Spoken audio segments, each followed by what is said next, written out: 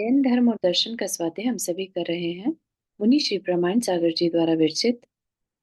मंगलम भगवान वीरो मंगलम गौतमो गणी मंगलम कुंद कुंदाद्यो जैन धर्मोस्तु मंगलम। नमो अरिहंताणम नमो सेताणम नमो आयर्याणम नमो उवज्जायाणम नमो लोए सवसाहुणम। पंच परमेष्ठी भगवान की जय। अगले 45 मिनट के लिए सभी प्रकार के पापों का त्याग करके सभी 9 बार नमोकार मंत्र पढ़ लें।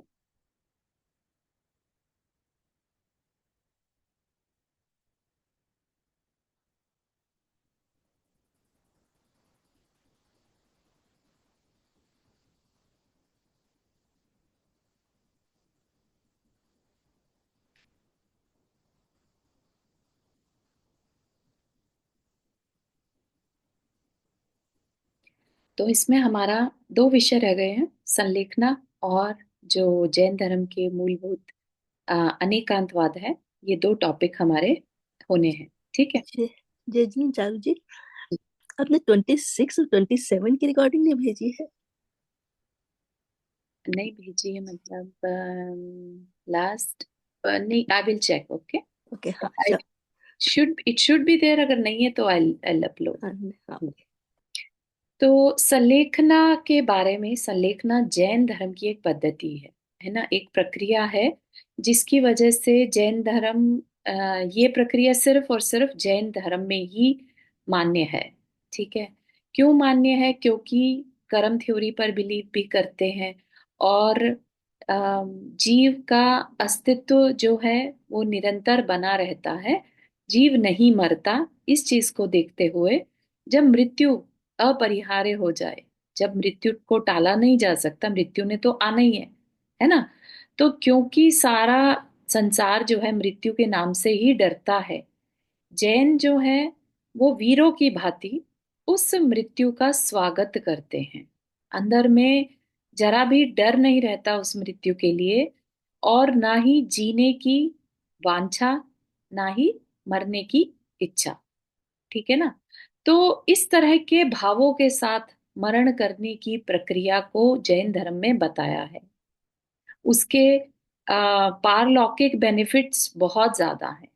इस भाव में तो शायद एकदम से बेनिफिट नहीं दिखाई देंगे कि संलेखना कर रहा है। कई बार तो यहाँ के जो छोटी मानसिकता वाले लोग हैं वो इसको इवन मर्डर की कैटेगरी में भी या आत्मदाह की कैटेगरी में डाल देते हैं।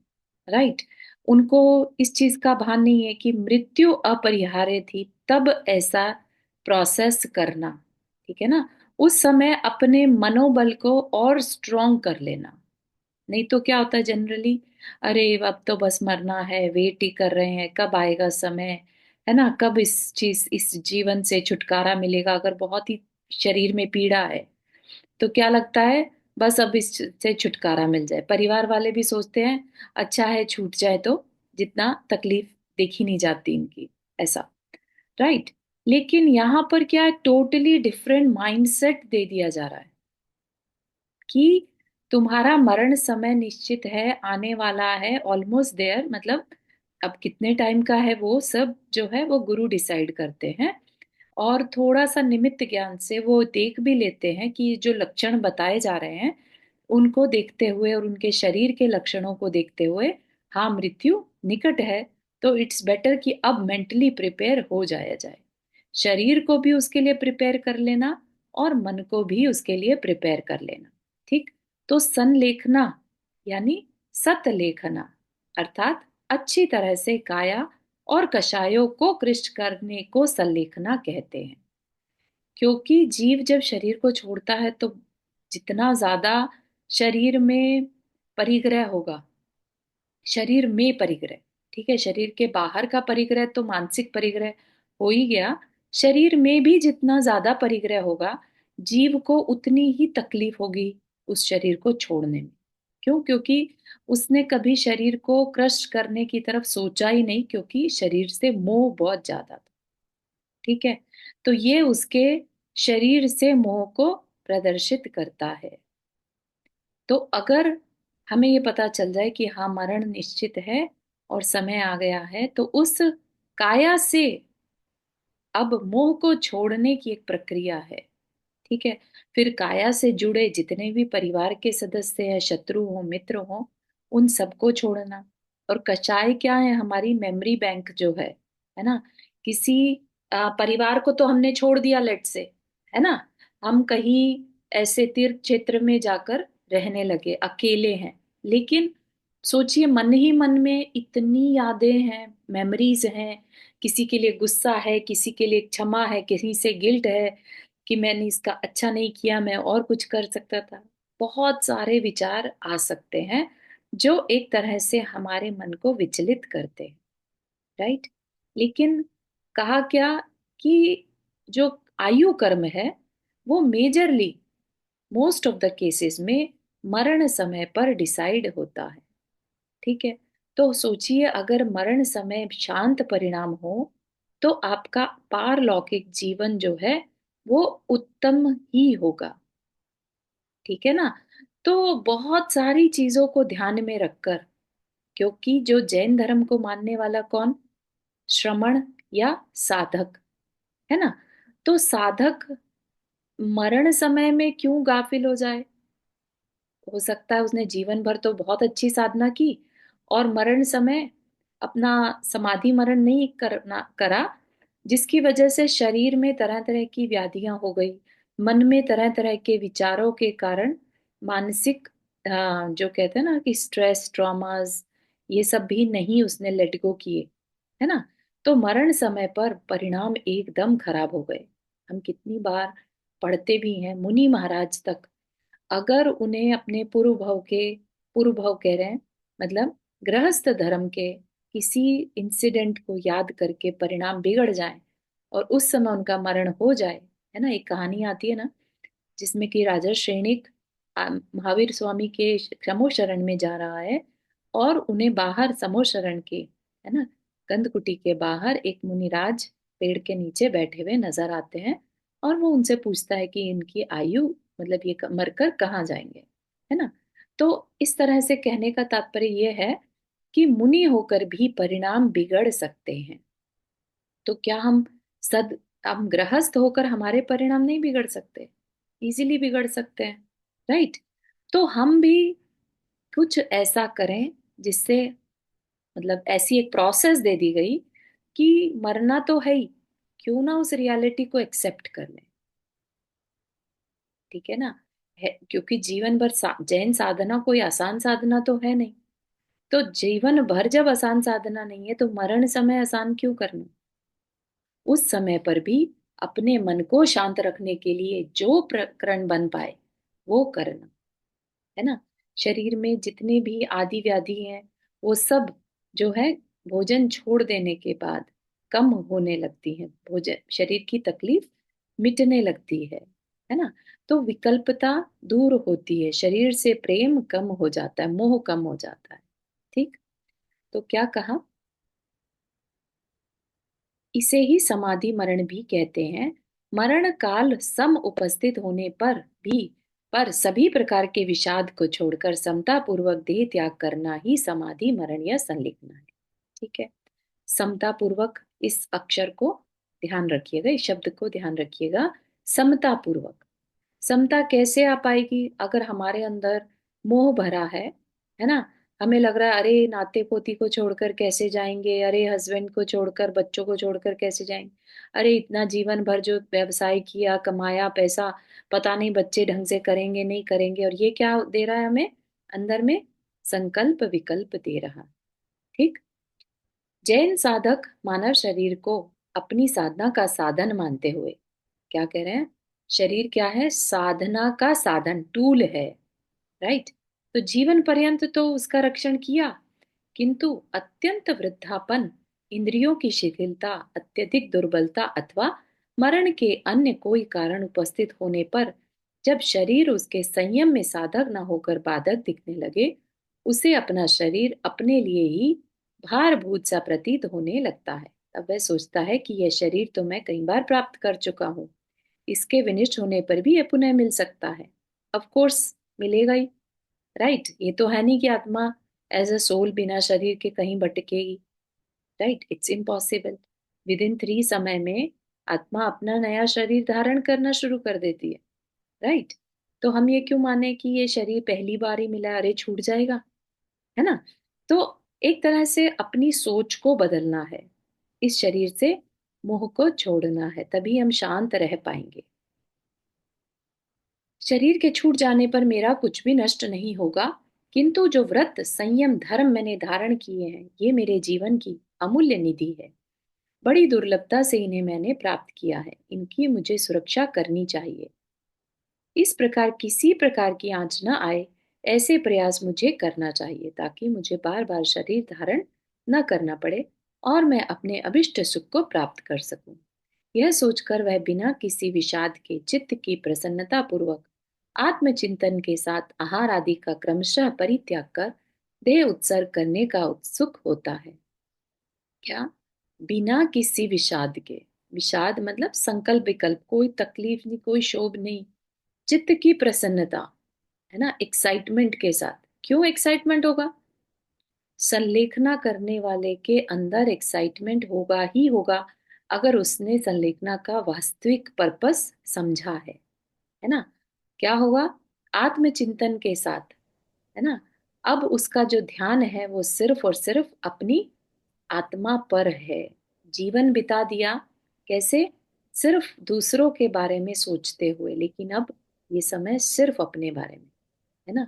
और फिर आहार आदि का क्रमशः परित्याग कर देह उत्सर्ग करने को उत्सुक होता है। इसी का नाम क्या है? संलेखना है। ठीक। तो जैसा कि मैंने कल भी बताया था और पहले भी बताया था, चिरोंजा बाई हुई, है ना, उनकी समाधि का एक बहुत सुंदर चित्रण यहाँ पर प्रस्तुत है। मेरी जीवन गाथा, जो गणेश प्रसाद वर्णी जी हुए, उन्होंने खुद लिखा। तो उन्होंने अपनी धर्म माता चिरंजा बाई जी का समाधि मरण एक्सप्लेन किया है, बताया है, वर्णित किया, तो उसको थोड़ा सा अपन देखते हैं। ठीक है। तो क्या हुआ? बाई जी स्वास्थ्य जो था उनका शिथिल होने लगा, है ना, होता ही है, जब एज बढ़ती है तो स्वास्थ्य ढीला पड़ने लगता है। मैंने बाई जी से आग्रह किया कि, मैंने मतलब यहाँ पर गणेश प्रसाद वर्णी जी, है ना, मैंने बाई जी से आग्रह किया कि आपकी अंतर व्यवस्था व्यवस्था जानने के लिए डॉक्टर से आपका एक्सरे उतरवा लिया जाए। बाई जी ने स्वीकार नहीं किया। एक दिन मैं और वर्णी मोतीलाल जी बैठे थे। बाई जी ने कहा, भैया मैं शिखर जी में प्रतिज्ञा कर आई हूं कि कोई भी सचित पदार्थ नहीं खाऊंगी। फल आदि चाहे सचित हो चाहे अचित हो, नहीं खाऊंगी। देख रहे हैं आप किस तरह से छोड़ना शुरू कर दिया अपने आप ही अंदर में, है ना? सचित पदार्थ नहीं खाऊंगी, फल आदि चाहे सचित हो चाहे अचित नहीं खाऊंगी, दवाई में कोई रस नहीं खाऊंगी, गेहूं दलिया घी और नमक को छोड़कर कुछ नहीं खाऊंगी, दवाई में अलसी अजवाइन और हर छोड़कर अन्य कुछ नहीं खाऊंगी। उसी समय उन्होंने शरीर पर जो आभूषण थे उतार दिए, बाल कटवा दिए, एक बार भोजन और एक बार पानी पीने का नियम कर लिया। प्रातः काल मंदिर जाना, वहां से आकर शास्त्र स्वाध्याय करना, पश्चात 10 बजे एक छटाक दलिया का भोजन करना, शाम को 4 बजे पानी पीना और दिन भर स्वाध्याय करना, यही उनका कार्य था, है ना? ऐसा नहीं लग रहा जैसे मानव मानव धर्म का उन्होंने उत्कृष्ट जो सदुपयोग हो सकता है वो करना शुरू कर दिया, है ना? तो ये तबीयत बिगड़ने के बाद शुरू किया कि पहले शुरू किया? उसकी प्रैक्टिस वो पहले से थी उनको, क्योंकि उनकी कोई अंदर से इच्छाएं तो थी ही नहीं। ठीक है नहीं, ना? तो ऐसा नहीं कहते कि जब तबीयत बिगड़ती है बाद में सर निकला लेते हैं, ऐसा नहीं है? हाँ, तबीयत उनकी जब बिगड़ने लगी तब उन्होंने ये सारे डिसीजन ले लिए। अच्छा। हम्म। यदि कोई अन्य कथा करता, मतलब कि स्वाध्याय के अलावा कुछ और कथा करता, तो वे उसे स्पष्ट आदेश देती कि बाहर चले जाओ। 15 दिन बाद जब मंदिर जाने की शक्ति न रही, तब हमने एक ठेला बनवा दिया, उसी में उनको मंदिर ले जाते थे। 15 दिन बाद वह भी छूट गया।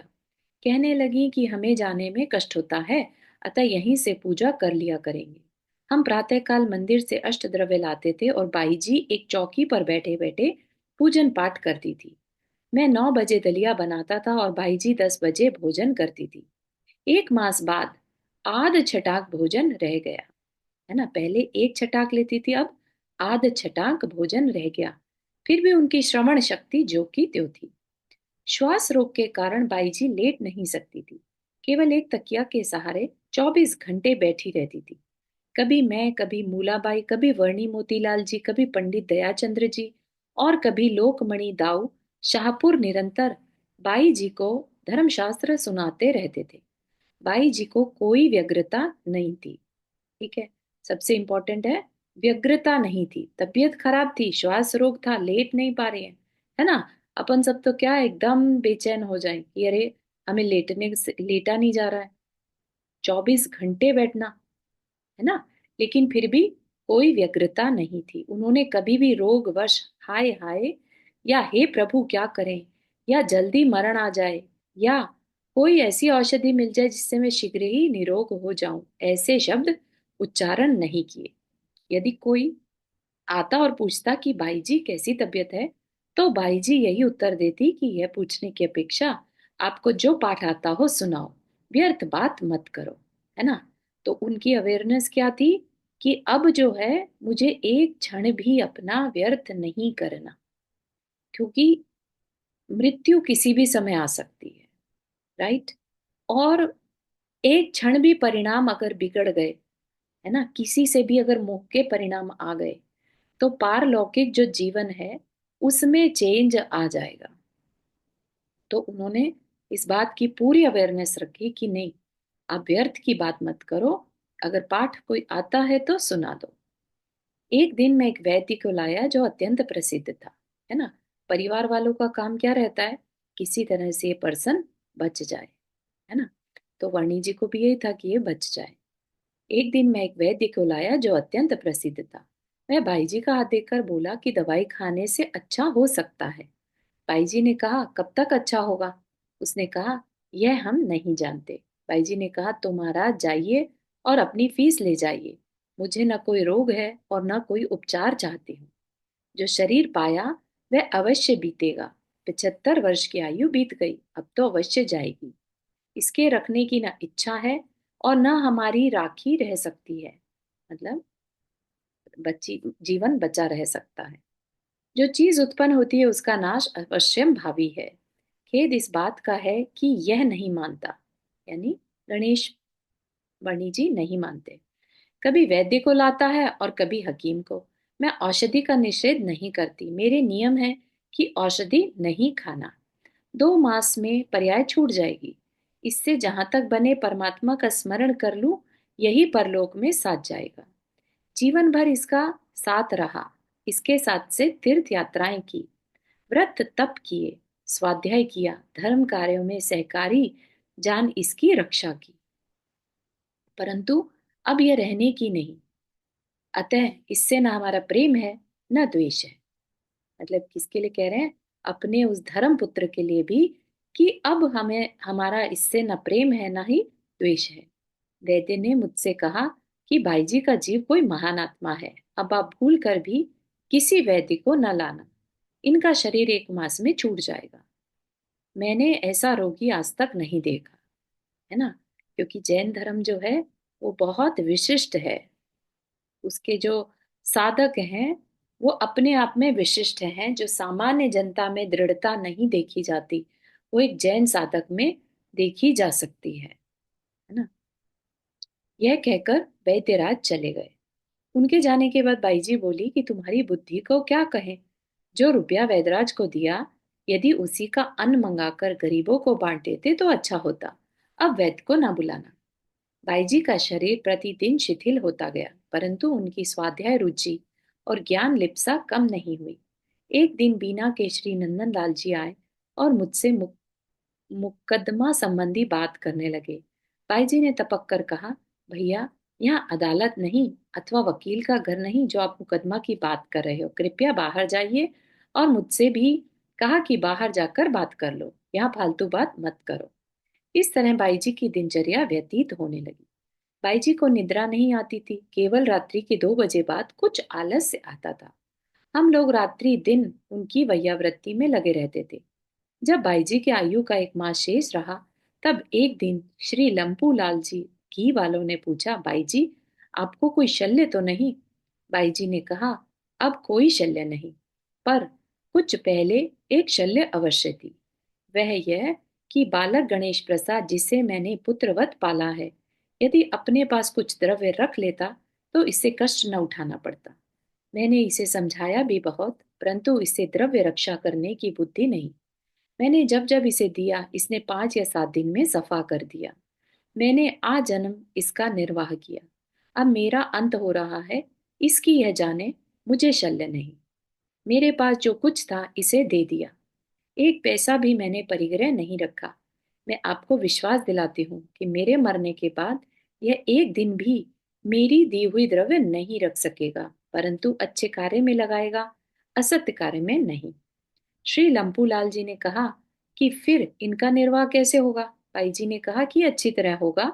जैसे मेरा इसके साथ कोई जाति संबंध नहीं था, फिर भी मैंने इसे आजन्म पुत्रवत पाला, वैसे इसके निमित्त से अन्य कोई मिल जाएगा। इसकी पर्यायगत योग्यता बड़ी बलवती है, यानी ये पुण्यशाली जीव है। बाई जी की बात सुनकर लंपू भैया हंस गए और इनके बाद सिंघई जी भी आए। वे भी हंसकर चले गए। एक दिन मैंने बाई जी से कहा, बाई जी, यह शांति बाई प्राणपन से आपकी वैयावृत्ति करती, इसे कुछ देना चाहिए। बाई जी ने कहा, तुम्हारी जो इच्छा हो सो दे दो, मैं तो द्रव्य का त्याग कर चुकी हूँ। जब आयु में 10 दिन रह गए, तब बाई जी ने मुझसे कहा, बेटा एकांत में कुछ कहना है। मैं 2 बजे दिन को उनके पास जाकर बैठ गया और बोला, बाई जी मैं आ गया, क्या आज्ञा है? बाई जी बोली, संसार में जहाँ संयोग है वहां वियोग है। हमने तुम्हें 40 वर्ष पुत्रवत पाला है, यह तुम अच्छी तरह जानते हो। इतने दीर्घकाल में हमसे यदि किसी प्रकार का अपराध हुआ हो तो उसे क्षमा करना। और बेटा, मैं क्षमा करती हूँ, अथवा क्या क्षमा करूं, मैंने हृदय से कभी भी कष्ट नहीं पहुंचाया। अब मेरी अंतिम यात्रा है, कोई शल्य ना रहे, इससे आज तुम्हें कष्ट दिया। यद्यपि मैं जानती हूँ कि तेरा हृदय इतना बलिष्ठ नहीं कि इसका उत्तर कुछ देगा। मैं सचमुच ही कुछ उत्तर न दे सका, रुदन करने लगा। हिल हिली आने लगी। बाईजी ने कहा, बेटा जाओ बाजार से फल लाओ। और ललिता से कहा कि भैया को 5 रुपए दे दो फल के लिए। मुझे वहां से कहा कि जाओ। मैं ऊपर गया। मूलाबाई ने मुझे देखा, मेरी रुदन अवस्था देख नीचे गई। बाईजी ने कहा, मूला, नाटक समय सार सुनाओ। वह सुनाने लगी। 3 या 4 छंद सुनाने के बाद वह भी रुदन करने लगी। बाई जी ने कहा, मूला ऊपर जाओ। वह ऊपर चली गई। जब शांति बाई ने उसे रोते देखा, तब वह भी बाई जी के पास गई।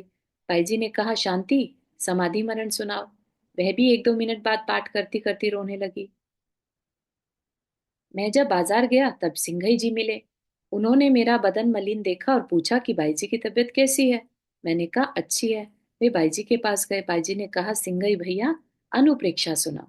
अनुप्रेक्षा मतलब 12 भावना। वे अनुप्रेक्षा सुनाने लगे, परंतु थोड़ी देर में सुनाना भूलकर रुदन करने लगे। इस प्रकार जो जो जाए वही रोने लगे। तब बाई जी ने कहा, आप लोगों का साहस इतना दुर्बल है कि आप किसी की समाधि कराने के पात्र नहीं, है ना? जिसको हम चाहते हैं उसकी समाधि कराना भी आसान नहीं, इसीलिए समाधि हमेशा अनजान लोगों से कराई जाती है, ठीक है ना? या फिर जो बहुत तपस्वी साधक रहते हैं, क्योंकि उनके अंदर क्या है, उनके अनित्य भावना कूट कूट के भरी है। राइट, उनके अंदर जरा भी मोह नहीं रहता, ठीक है ना? इस प्रकार बाईजी का साहस प्रतिदिन बढ़ता गया। इसके बाद बाईजी ने केवल आधी छटाक दलिया का आहार रखा और जो दूसरी बार पानी पीती थी वह भी छोड़ दिया। सब ग्रंथों का श्रवण छोड़कर केवल रत्नकरण श्रावकाचार में से 16 कारण भावना, 10 धर्म भावना, 12 अनुप्रेक्षा और समाधि मरण का पाठ सुनने लगी। जब आयु के 2 दिन शेष रह गए, तब दलिया भी छोड़ दिया, केवल पानी रखा। और जिस दिन आयु का अवसान होने वाला था उस दिन जल भी छोड़ दिया। उस दिन उनका बोलना बंद हो गया। मैं बाई जी की स्मृति देखने के लिए मंदिर से पूजन का द्रव्य लाया और अर्घ बनाकर बाई जी को देने लगा। उन्होंने द्रव्य नहीं लिया और हाथ का इशारा कर जल मांगा। उससे हस्त प्रक्षालन कर गंधोदक की वंदना की। मैं फिर अर्घ देने लगा तो फिर उन्होंने हाथ प्रक्षालन के लिए जल मांगा। पश्चात हस्त प्रक्षालन कर अर्घ चढ़ाया, फिर हाथ धोकर बैठ गई और स्लेट मांगी। मैंने स्लेट दे दी। स्लेट मतलब जिस पर कुछ लिखा जा सकता है। उस पर उन्होंने लिखा कि तुम लोग आनंद से भोजन करो। भाई जी 3 मास से लेट नहीं सकती थी, उस दिन पैर पसार कर सो गई। मुझे बड़ी प्रसन्नता हुई। मैंने समझा कि आज बाई जी को आराम हो गया, अब इनका स्वास्थ्य प्रतिदिन अच्छा होने लगेगा।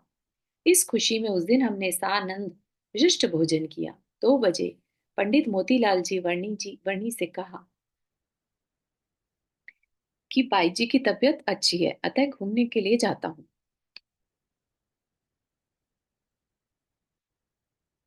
वर्णी जी ने कहा, तुम अत्यंत मूढ़ हो, यह अच्छे के चिन्ह नहीं अवसर के चिन्ह है। थोड़ा पढ़ने में तकलीफ आ रही है। मैंने कहा, तुम बड़े धनवंतरी हो, मुझे तो ये आशा है कि अब्बाई जी को आराम होगा। वणी जी बोले, तुम्हारा सा दुर्बोध आदमी मैंने नहीं देखा। देखो, हमारी बात मानो, आज कहीं मत जाओ। मैंने कहा, आज तो इतने दिन बाद अवसर मिला है और आज ही आप रोकते हैं। कुछ देर तक हम दोनों में ऐसा विवाद चलता रहा। अंत में मैं 3:30 बजे जल पान कर ग्राम के बाहर चला गया। एक बाग में जाकर नाना विकल्प करने लगा। हे प्रभु, हमने जहां तक बनी भाई जी की सेवा करी, परंतु उन्हें आराम नहीं मिला। आज उनका स्वास्थ्य कुछ अच्छा मालूम होता है। यदि उनकी आयु पूर्ण हो गई तो मुझे कुछ नहीं सूझता कि क्या करूंगा। इन्हीं विकल्पों में शाम हो गई। अतः सामायिक करके कटरा के मंदिर में चला गया। वहां पर शास्त्र प्रवचन होता था, अतः 9 बजे तक शास्त्र श्रवण करता रहा। 9:30 बजे बाई जी के पास पहुंचा तो देखता हूँ कि कोई तो समाधि मरण पाठ कर रहा है तो कोई राजा राणा छत्रपति पढ़ रहा है।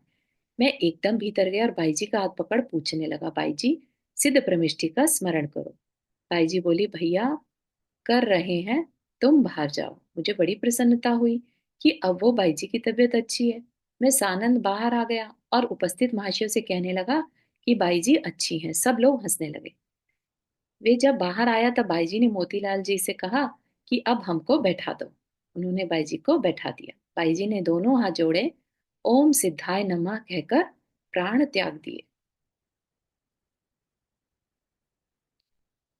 वणी जी ने मुझे बुलाया, शीघ्र आओ। मैंने कहा, अभी तो बाई जी से मेरी बातचीत हुई। मैंने पूछा था, सिद्ध भगवान का स्मरण है? उत्तर मिला था, हाँ। तुम बाहर जाओ। अब मैं उनकी आज्ञा को उल्लंघन नहीं कर सकता था। वणी जी ने कहा कि आज्ञा देने वाली बाई जी अब कहीं चली गई। क्या ऊपर गई हैं? वणी जी बोले। ऊपर मतलब अपस्टेयर्स ना। फिर भी उन्हें समझ में नहीं आ रहा। वणी जी बोले, बड़े बुद्धू हो। अरे, वह तो समाधि मरण कर स्वर्ग सिधार गई।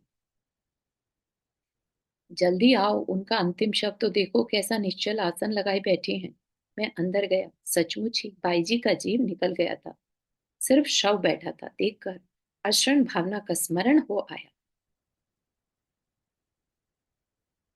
जो कोई वस्तु उत्पन्न होती है उसका विनाश नियम से होता है। पर्याय रूप कर कोई भी वस्तु शाश्वत नहीं है। सिर के पैर के नीचे आए मृग की जैसे कोई रक्षा नहीं कर सकता, उसी प्रकार मृत्यु के द्वारा ग्रहित इस जीव की कोई रक्षा नहीं कर सकता। इसका तात्पर्य यह है कि पर्याय जिस कारण कूट से होती है उसके अभाव में वह रह नहीं सकती, है ना।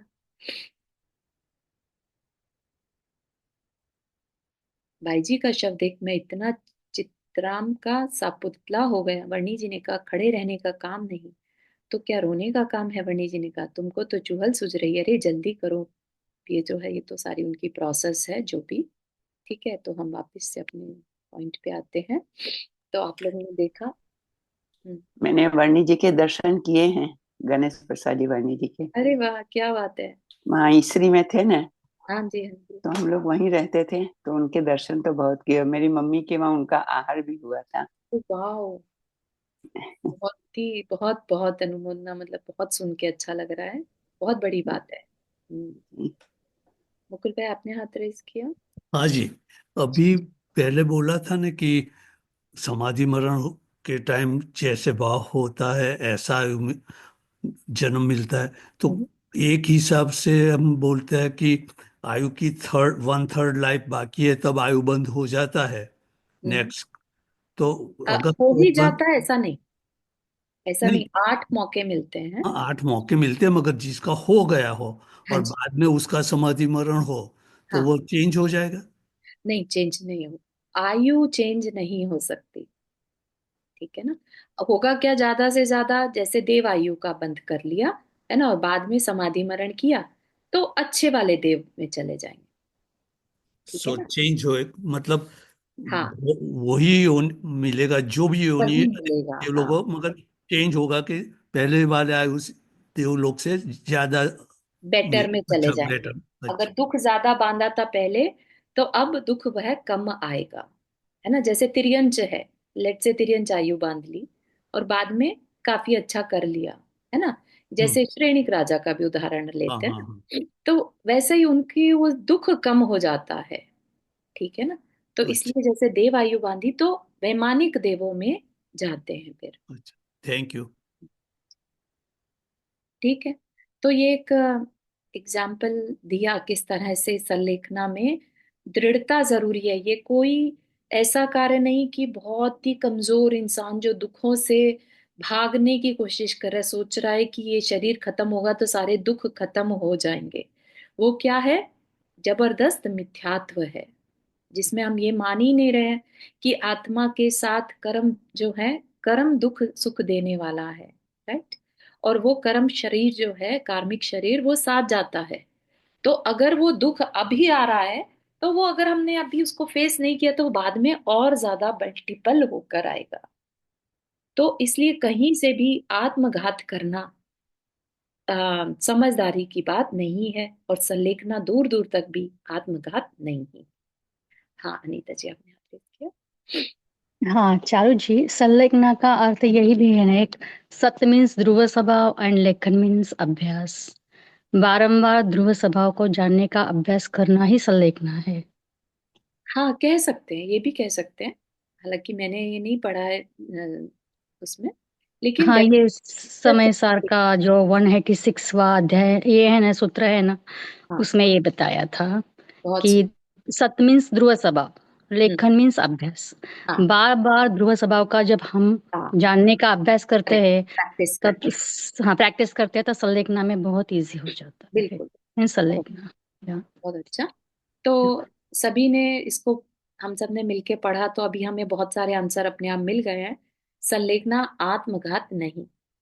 देह त्याग की इस प्रक्रिया को नहीं समझ पाने के कारण कुछ लोग इसे आत्मघात कहते हैं, किंतु संलेखना आत्मघात नहीं है।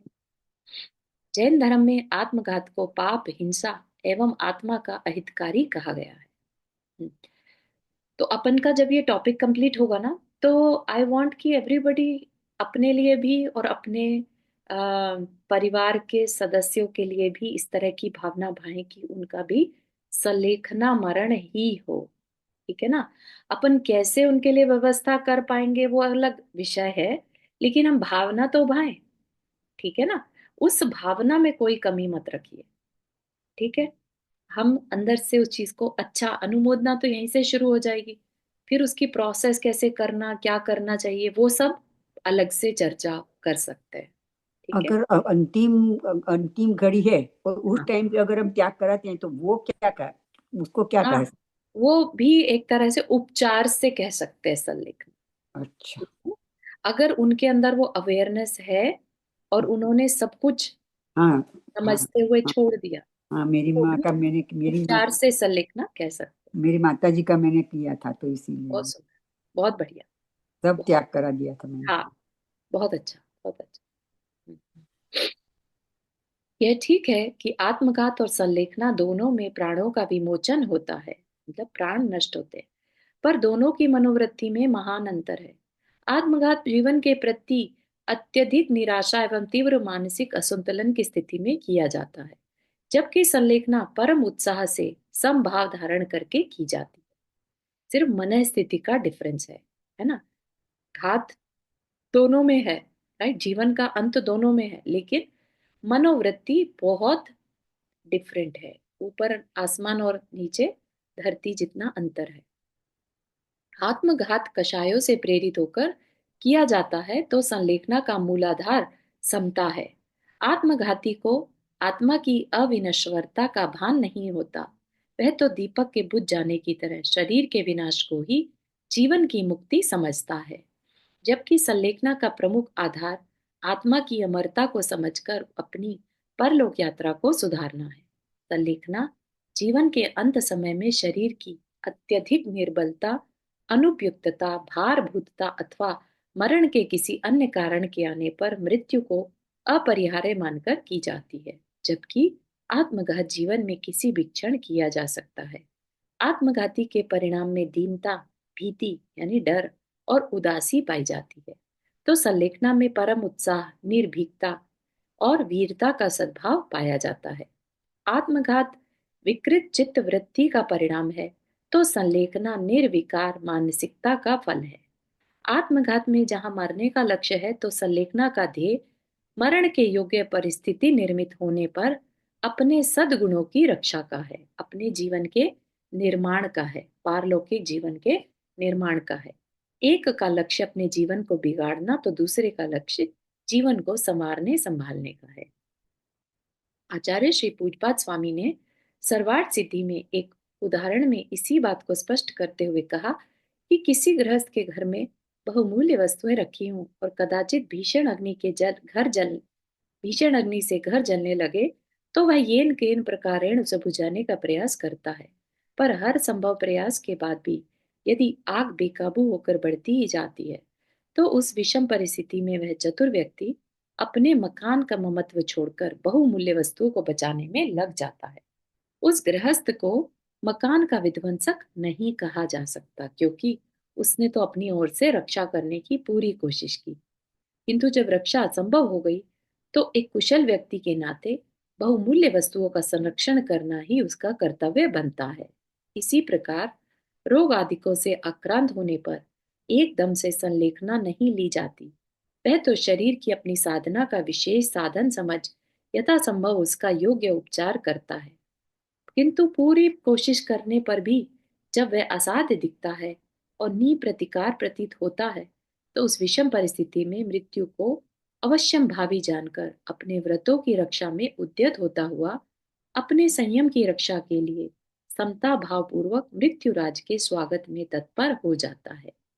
संलेखना को आत्मघात नहीं कहा जा सकता, यह तो देह उत्सर्ग की तर्क संगत और वैज्ञानिक पद्धति है, जिससे अमरत्व की उपलब्धि होती है। संलेखना की इसी युक्ति युक्तता एवं वैज्ञानिकता से प्रभावित होकर 20वीं शताब्दी के विख्यात संत आचार्य विनोबा भावे ने जैनों की साधना को अपनाकर संलेखना पूर्वक देह उत्सर्ग किया था। संलेखना का महत्व। संलेखना को साधना की अंतिम क्रिया कहा गया है। अंतिम क्रिया यानी मृत्यु के समय की क्रिया को सुधारना, अर्थात काय और कषाय को कृष्ण करके संन्यास धारण करना, यही जीवन भर के तप का फल है। जिस प्रकार वर्ष भर विद्यालय में जाकर अध्ययन करने वाला विद्यार्थी यदि परीक्षा में नहीं बैठता, तो उसकी वर्ष भर की पढ़ाई निरर्थक रह जाती है ना। पढ़ाई की साल भर, लेकिन परीक्षा में गया ही नहीं, तो फायदा क्या उस पढ़ाई का, अगर साल भर भी की अगली कक्षा में वो नहीं जा सकता। उसी प्रकार जीवन भर साधना करते रहने के उपरांत भी यदि संलेखना पूर्वक मरण नहीं हो पाता, तो साधना का वास्तविक फल नहीं मिल पाता। इसलिए प्रत्येक साधक को संलेखना अवश्य करनी चाहिए। मुनि और श्रावक दोनों ही संलेखना अनिवार्य है। यथाशक्ति इसके लिए प्रयास करना चाहिए। जिस प्रकार युद्ध का अभ्यासी पुरुष रणांगन में सफलता प्राप्त करता है, उसी प्रकार पूर्व में किए गए अभ्यास के बल से ही सफल हो पाती है, संलेखना सफल हो पाती है। अतः जब तक इस भाव का अभाव नहीं होता, तब तक हमें प्रति समय समता पूर्वक मरण हो, इस प्रकार का भाव यानी भावना, है ना। क्या करनी है भावना? प्रति समय समता पूर्वक मरण हो और पुरुषार्थ करना चाहिए। भाव भी करना और पुरुषार्थ भी, है ना। अपन यहाँ पर किसकी बात कर रहे हैं? अभी सिर्फ भाव तो स्टार्ट करें, है ना। पुरुषार्थ जब होगा तब होगा। भावना भाने से पुण्य इकट्ठा होगा, तो हो सकता है वैसे निमित्त भी मिल जाए। वस्तुतः संलेखना के बिना साधना अधूरी है। जिस प्रकार किसी मंदिर के निर्माण के बाद जब तक उस पर कलशारोहण नहीं होता, तब तक वह शोभास्पद नहीं लगता, उसी प्रकार जीवन भर की साधना संलेखना के बिना अधूरी रह जाती है। संलेखना साधना के मंडप में किया जाने वाला कलशारोहण है। संलेखना की विधि। संलेखना या समाधि का अर्थ एक साथ सब प्रकार के खान पान का त्याग करके बैठ जाना नहीं, अपितु उसका निश्चित क्रम है। उस क्रम का ध्यान रखकर ही संलेखना करनी या करानी चाहिए। इसका ध्यान रखे बिना एक साथ ही सब प्रकार के खान पान का त्याग करा देने से साधक को अनेक कठिनाइयों का सामना करना पड़ सकता है। कभी कभी तो उसे अपने संयम से च्युत भी हो जाना पड़ता है। अतः साधक को किसी भी प्रकार की आकुलता न हो और वह क्रमशः अपनी काया और कषायों को कृश करता हुआ देह उत्सर्ग की दिशा में आगे बढ़े, इसका ध्यान रखकर ही संलेखना की विधि बनाई गई है। संलेखना की विधि में कषायों को कृश करने का उपाय बताते हुए कहा कि साधक को सर्वप्रथम अपने कुटुंबियों, परिजनों एवं मित्रों से मोह, अपने शत्रुओं से बैर तथा सब प्रकार के बाह्य पदार्थों से ममत्व का शुद्ध मन से त्याग कर मिष्ट वचनों के साथ अपने स्वजन और परिजनों से क्षमा याचना करनी चाहिए और अपनी ओर से भी उन्हें क्षमा करनी चाहिए। उसके बाद किसी योग्य गुरु के पास जाकर कृतकार्यत अनुमोदना से किए गए सब प्रकार के पापों का छल रहित आलोचना कर मरण पर्यंत के लिए महाव्रतों को धारण करना चाहिए। ठीक है, तो ये क्या है, ये एक्सट्रीम बता रहे हैं जो उत्कृष्ट है ना। मरण पर्यंत के लिए महाव्रतों को धारण करना चाहिए। कई बार महाव्रत नहीं भी धारण करते हैं, राइट, लेकिन अणुव्रत लेकर और प्रतिमाएं आदि ली जा सकती हैं। उसके साथ ही उसे सब प्रकार के शोक, भय, संताप, खेद, विषाद, कालुष्य, अरति आदि अशुभ भावों को त्याग कर अपने बल, वीर्य, साहस और उत्साह को बढ़ाते हुए गुरुओं के द्वारा सुनाई जाने वाली अमृत वाणी से अपने मन को प्रसन्न रखना चाहिए। कषाय संलेखना का यह संक्षिप्त रूप है। इसका विशेष कथन ग्रंथों से जानना चाहिए।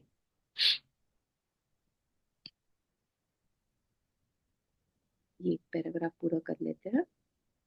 इस प्रकार ज्ञान पूर्वक कषायों को क्रश करने के साथ वह अपनी काया को क्रश करने हेतु सर्वप्रथम स्थूल ठोस आहार दाल भात रोटी जैसे त्याग करता है तथा दूध छाछ आदि पेय पदार्थों पर निर्भर रहने का अभ्यास करता है।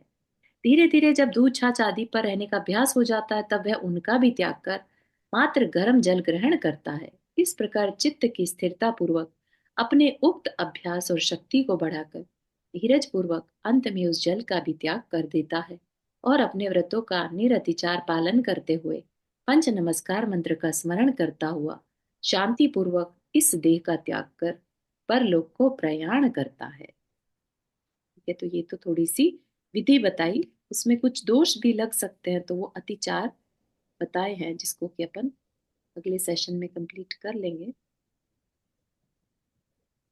इसको कंप्लीट कर लेंगे अगर 5 मिनट एक्स्ट्रा लगाकर, अब हमारा ये टॉपिक एटलीस्ट खत्म हो जाएगा। यस।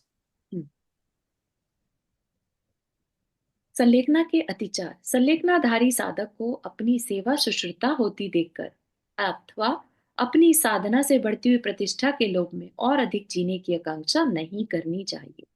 ठीक है, न जीने की इच्छा न मरने की आशा, है ना। मैंने आहार आदि का त्याग तो कर दिया किंतु मैं अधिक समय तक रहूं तो मुझे भूख प्यास आदि की वेदना भी हो सकती है, इसलिए अब और अधिक न जीकर शीघ्र ही मर जाऊं तो अच्छा है। यानी जीने की आकांक्षा नहीं और मरने की इच्छा करी तो ये क्या हो गया, अतिचार हो गया। ठीक, संलेखना तो धारण कर ली पर ऐसा ना हो कि क्षुधा आदि की वेदना बढ़ जाए, उसे मैं सह ना पाऊं, तो ये भी भय है ना, क्यों नहीं होगी, है ना। तो उस भय को भी मन से निकाल देना चाहिए। अब तो मुझे संसार से विदा होना ही है किंतु एक बार मैं अपने फलाने मित्र से मिल लेता तो बहुत अच्छा होता, इस प्रकार का भाव मित्र अनुराग है। संलेखनाधारी साधक को इससे भी बचना चाहिए। मुझे इस साधना के प्रभाव से आगामी जन्म में विशेष भोग उपभोग की सामग्री प्राप्त हो, इस प्रकार का विचार करना निदान है। साधक को इससे भी बचना चाहिए। जीने मरने की चाह, भय, मित्रों से अनुराग और निदान, ये पांचों संलेखना को दूषित करने वाले अतिचार हैं। साधक को इनसे बचना चाहिए। जो एक बार अतिचार रहित होकर संलेखना पूर्वक मरण प्राप्त करता है वह शीघ्र अतिशीघ्र, कितना शीघ्र अतिशीघ्र, तो कहा कि साधक या तो उसी भव से मुक्त हो जाता है या एक दो भव के अंतराल से।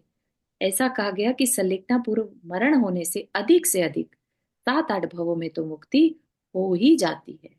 इसलिए जैन साधना में संलेखना को इतना महत्व दिया गया तथा प्रत्येक साधक, श्रावक और मुनि दोनों को जीवन के अंत में प्रीति पूर्वक संलेखना धारण करने का उपदेश दिया गया है। ठीक है, तो ऐसे धर्म पर हम बहुत बहुमान करें कि जिसने हमें हमारे जीवन को सफल बनाने का उपाय, जीवन कैसे जीना और मरण कैसे करना, है ना, ऐसा नहीं बीच में छोड़ दिया, मरण बिगड़े तो बिगड़े, नहीं, मरण भी कैसे करना और उतना ऐसा करना कि जिससे निकट भव में मोक्ष जा सके, है ना। यही तो हमने चाहा था। जैन धर्म क्या है? साधना का मार्ग है, राइट। जैन धर्म कोई एक पदवी नहीं है कि मैं जैन धर्म को मानने वाला, तो मेरे पीछे नाम में जैन है तो मैं पता नहीं क्या हूं, है ना। जैन वो जो जिन आज्ञा को माने, राइट, और जिन आज्ञा क्या, कि मोक्ष को कैसे पाना। ठीक, तो यहाँ पर ये हमारा टॉपिक खत्म हुआ। अब इसके बाद एक लास्ट टॉपिक बचा है, अनेकांत और स्याद्वाद। ठीक, इसको अपन आगे देखेंगे। तो 20 पेज का अपना ये स्वाध्याय रह गया है। ठीक है, चलिए, यहाँ तक के किसी को कुछ पूछना है, शेयर करना है? हाँ, शेफाली जी, आपने हाथ रेज किया। जय श्री चारू जी। चारू जी, आप बीच में एक चीज के लिए बोल रहे थे ना कि 8 बार चांस मिलता है आयु बंद करने का।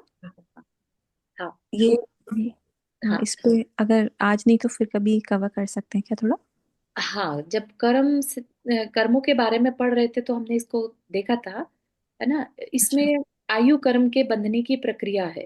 बाकी सारे कर्म एक अलग तरह से बंधते हैं और आयु कर्म डिफरेंट तरीके से बंधता है, ये कहना चाहते थे।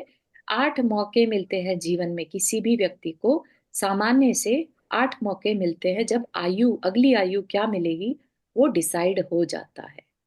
ठीक है, और वो किस तरीके से होता है, कितनी आयु है, कैसे भाव है, उसके बेस पर अपने आप आगे का भाव हमारा डिसाइड होता है। कैन यू इमेजिन कि कर्म पार्टिकल्स में कितनी पावर है, और जो हम्म प्रकृति की ये व्यवस्था है उसमें कितनी पावर है, कैसे सब हम्म कुछ अपने आप हो रहा है ना। कौन उसको गाइड करता होगा कि 8वें में से पहले में नहीं हुआ तो दूसरे में सही, दूसरे में नहीं हुआ तीसरे में, है ना। कब हम्म करना कब नहीं करना, राइट। कब उसके अकॉर्डिंगली पूरा प्रॉपर इन्वायरमेंट मिल गया तो पहली बार में ही आयु कर्म बन सकता है, नहीं मिला तो let's wait for the next one. ठीक है ना। तो बड़ी मतलब अजीब और बड़ा आश्चर्यकारी व्यवस्था है ये कर्म की जो भी है, राइट। तो डेफिनेटली इसका अपन अलग से किसी को पता नहीं चलता है, नहीं आयु बंद हुआ क्या नहीं हुआ है, किसी को पता चलता है? नहीं पता चलता, लेकिन थोड़ा सा ये है कि अगर किसी ने नरक आयु का बंद कर लिया तो उसके व्रत लेने के भाव नहीं होते, ऐसा कहा जाता है। अच्छा। हम्म, हम्म। ठीक है, और अगर भाव हो रहे हैं तो फिर देवायु का बंद कर सकता है, अभी हुआ नहीं, कर सकता है। धर्म के मार्ग में आगे चलने का मन नहीं होता है, बाद में नहीं होता है तो क्या होता है? तो चेंज हो जाता है।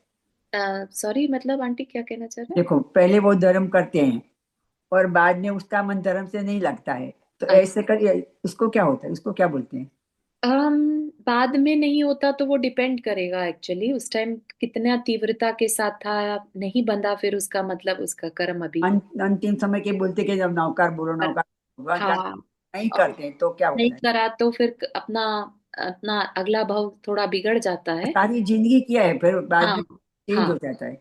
हाँ, तो हो सकता है कि अब तो इसमें कुछ कह नहीं सकते, तो है ना। नहीं, ऐसा इसलिए ऐसा मतलब हो सकता है कि उसका आयु कर्म अच्छा नहीं बनता, ऐसा ऐसा मान सकते? अ, कह सकते हैं कि अगर बिल्कुल ही धर्म से विचार बदल गए कि नहीं मुझे पढ़ना ही नहीं, मुझे नहीं करना।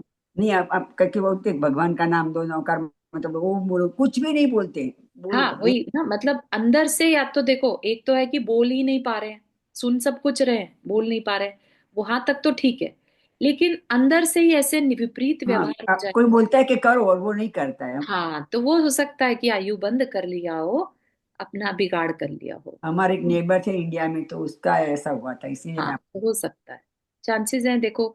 एकदम वैसे सारा धर्म करते थे पर लास्ट टाइम के उसका चेंज हो गया। करेक्ट, करेक्ट, हो सकता है, बहुत वैलिड है, मतलब बहुत नॉर्मल है ये सब। अच्छा, ऐसा हो सकता है किसी को? हाँ जी, बिल्कुल हो सकता है, मैंने तभी तो तो पहली कहा दफा कि ऐसा सुना जीवन है। भर मेरे हम। मेरे को अजीब लगा था, मैं ऐसा कैसे हो सकता है? नहीं नहीं, ऐसा हो सकता है, बहुत कॉमन है ये, तभी इसीलिए संलेखना को इतना महत्व दिया। Okay? अच्छा। हम्म, चलिए, जिनवानी स्तुति। जावानी के ज्ञान से सुझे लो कालो, सो वाणी मस्तक धरो सदा दे तो कूदो। ए जिनवानी भारती तो ही जपो दिन रैन, जो तेरा शरणा गए सो पावे सुख चैन।